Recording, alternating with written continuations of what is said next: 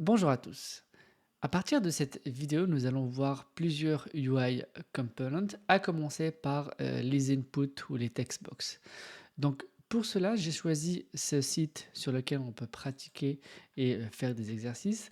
On va voir sur le forum Fields différentes UI components qu'on est amené à automatiser et à utiliser dans notre vie d'automaticien. Nous allons commencer par les textbox, ou comment saisir du texte, vérifier les assertions. Il y a également sur cette partie les checkbox, les radios boutons, les listes déroulantes et ainsi de suite. On va essayer de voir ça sur les prochaines vidéos. Et comme je l'ai dit tout à l'heure, on va commencer tout d'abord par les textbox et comment les manipuler. Donc on commence. Je vais sur Cypress. J'écris un nouveau script de test, un nouveau fichier de test et on commence. Import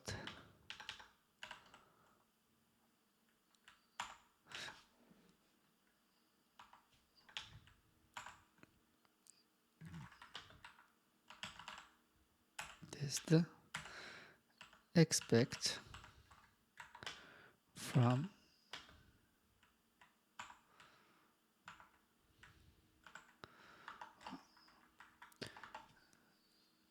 Je vais comme tout à l'heure faire un hook before each qui lui nous permettra d'accéder à notre formulaire.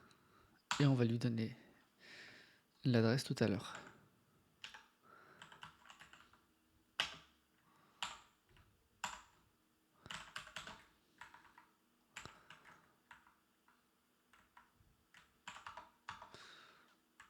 Donc c'est await page.go to et je vais aller chercher la page web.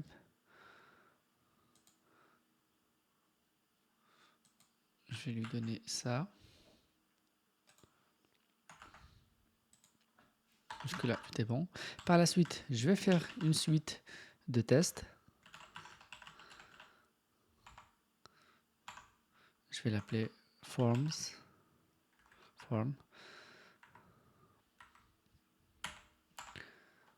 Cette suite de tests, elle va regrouper l'ensemble de nos cas de tests pour les différentes UI components.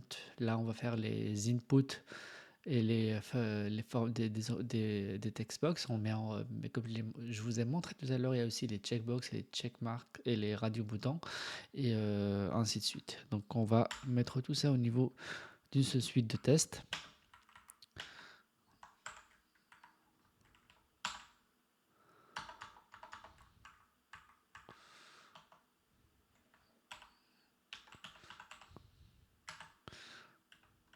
Notre hook before each qui lui va nous servir à accéder à cette page. Là c'est la page d'accueil et le deuxième il va nous servir à accéder ici.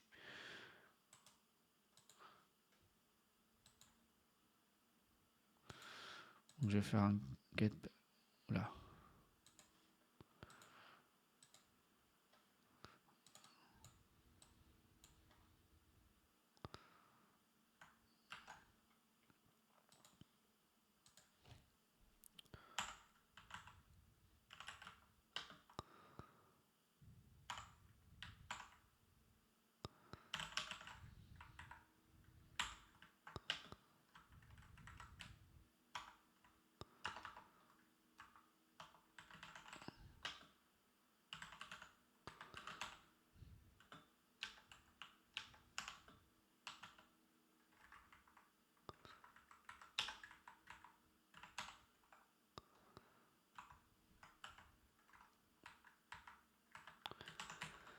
Voilà. Donc on a nos deux hooks et ainsi on peut commencer notre test. On va l'appeler input fields.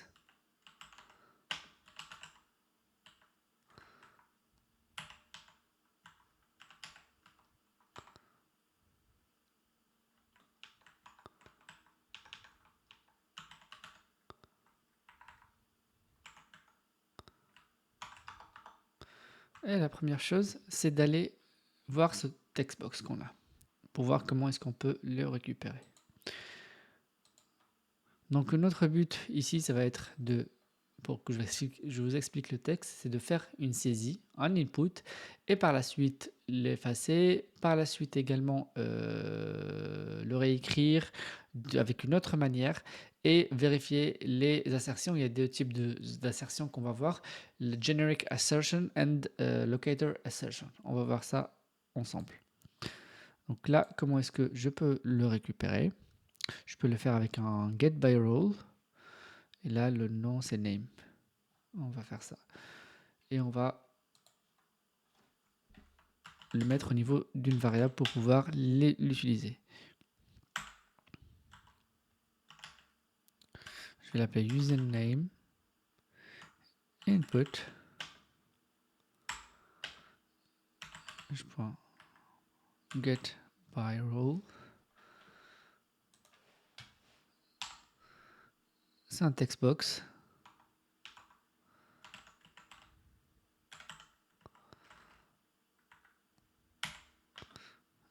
Le name, c'est tout simplement name.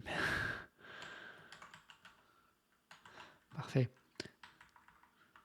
Ainsi, on va devoir y mettre des données. Ou écrire plutôt notre nom. Je vais mettre await. Et je vais utiliser la méthode fill. On l'a déjà vu si vous vous rappelez bien. Et je vais l'appeler Tariq, mon prénom. Vous pouvez mettre votre prénom vous aussi. Et on va lancer pour voir. Donc c'est fx playwright. Je vais le lancer en mode UI.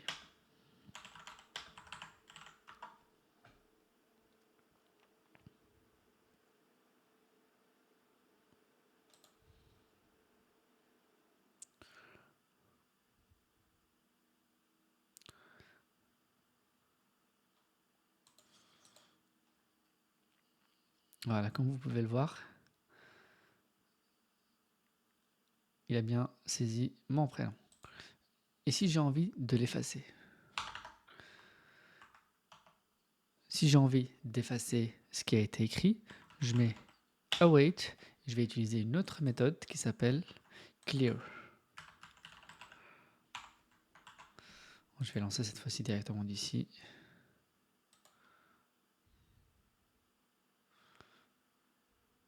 Voilà, ça a été rapide, mais il a écrit mon prénom, puis il l'a effacé. Il y a une autre méthode qu'on peut utiliser, mais cette fois-ci pour écrire de manière vraiment lettre par lettre, voir que notre prénom est...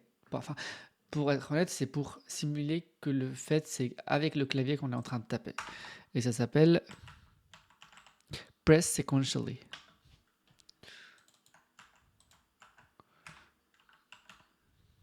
Il nous la propose. Ce qui est bien avec cette méthode, on va déjà lui donner le prénom à saisir. Et on va lui donner le délai entre chaque lettre.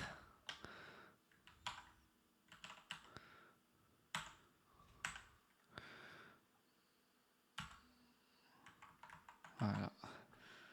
Je relance. Et on va voir ensemble mon prénom en train d'être écrit.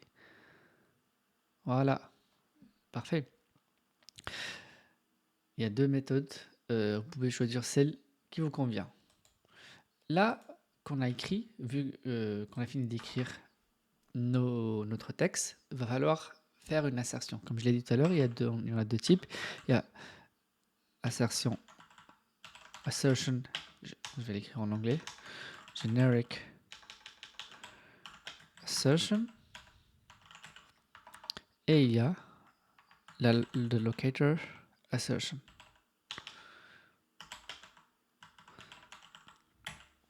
La première, ça va être avec la méthode input value.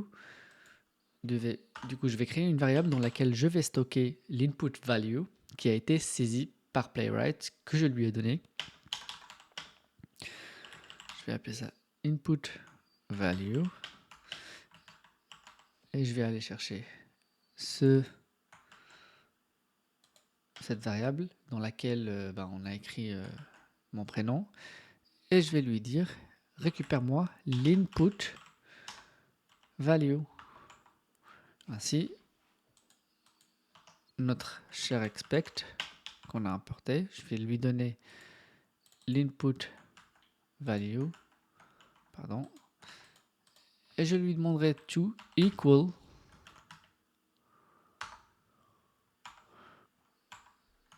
j'aurais écrit mon prénom. Je relance.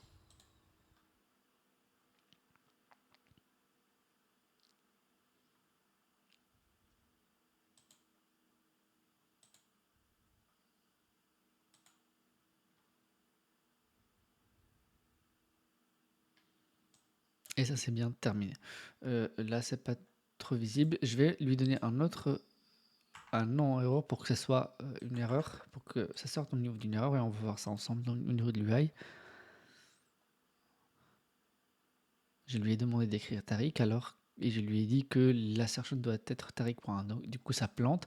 Et comme erreur, l'expected est contraire à ce qui est resté vide. Donc, la preuve que notre assertion est bien.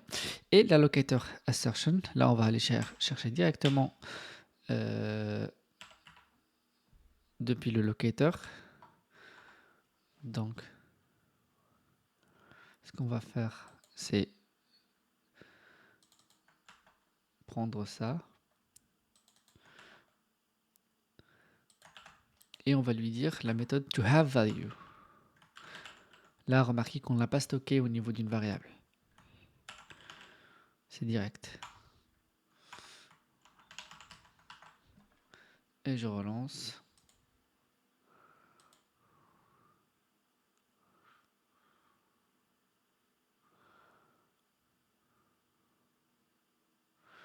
Et parfait. Du coup, on a vu que...